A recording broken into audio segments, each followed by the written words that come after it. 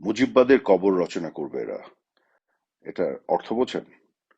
অর্থাৎ এরা আসলে মুজিববাদ বলতে যেটিকে বোঝাচ্ছে তা হলো 1971 সালের যে চেতনা, বাংলাদেশের জন্মের যে ইতিহাস, সেই দেশটার কবর রচনা করবে তারা। তারা বাংলাদেশকে তাদের মতো করে প্রতিষ্ঠিত করবে, যেটি 71-এর যে স্বপ্ন এবং চেতনার পুরোপুরি উল্টো। মুজিববাদ মানে কি? আমরা তো আসলে গত 15 বছরে কখনোই মুজিববাদ বলতে কিছু বলিনি এবং কখনো এইভাবে কোনো কিছু ডিফাইনও করিনি। কিন্তু ওদের যে বক্তব্যগুলো আপনারা যদি শোনেন, একসাথে করেন, আপনি দেখবেন যে মুজিববাদ বলতে ওরা বোঝে জয় বাংলা।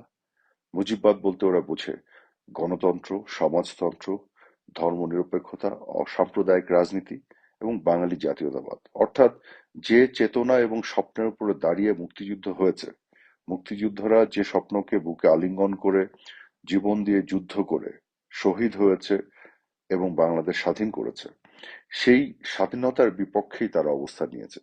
এবং বাংলাদেশের যে স্বপ্নটা, বাংলাদেশ রাষ্ট্র গঠনের যে স্বপ্ন ছিল 1971 সালে, সেই স্বপ্নকেই তারা মুজিববাদ বলতে যাচ্ছে এবং এই স্বপ্নটাকেই তারা ধ্বংস করতে চায়।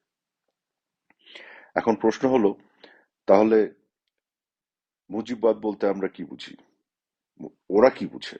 মুজিববাদ মানে কি? আমাদের স্বাধীনতা যে ঘোষণাপত্র, সেখানে কি আছে? বৈষম্যহীন একটি সমাজ, গণতন্ত্র, মত প্রকাশের স্বাধীনতা, গণমাধ্যমের স্বাধীনতা, আইনের শাসন এবং আমরা একটা গণতান্ত্রিক আধুনিক বাংলাদেশ।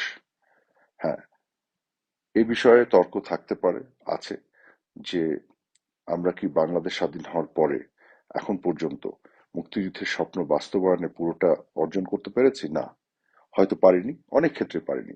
আমাদের অনেক ব্যর্থতা, ভুলভ্রান্তি আছে। আমাদের অনেক অনেক ক্ষেত্রেই আমাদের অপূর্ণতা আছে, রয়ে গেছে, এ ব্যাপারে কোনো সন্দেহ নাই।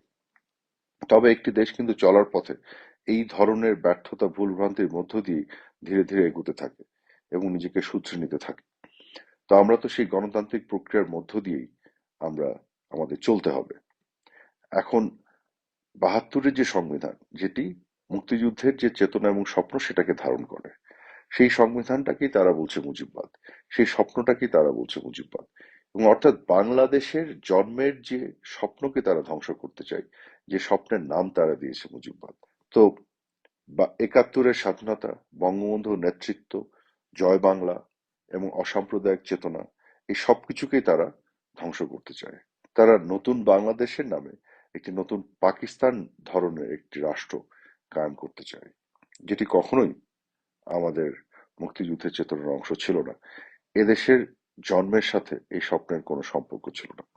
যাই হোক, আমরা দেখি বাংলাদেশের মানুষ তাদের এই প্রোক্লেমেশন এটাকে মেনে নেয় কিনা।